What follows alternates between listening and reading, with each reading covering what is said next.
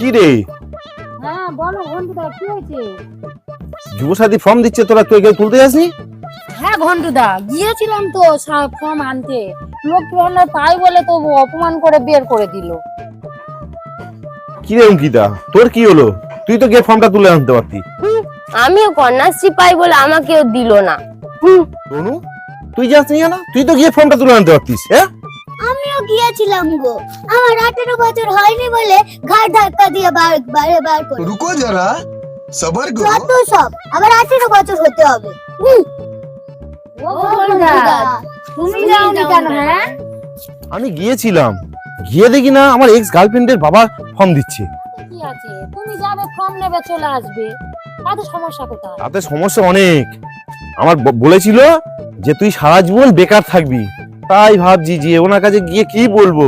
ওনার মেয়েকে দেয়নি, এখন প্রমাণ হয়ে যাবে তো যে কেন দেয়নি। কারণে আমি আর যাইনি, বুঝতে পারছিস? ওই কারণে যাইনি।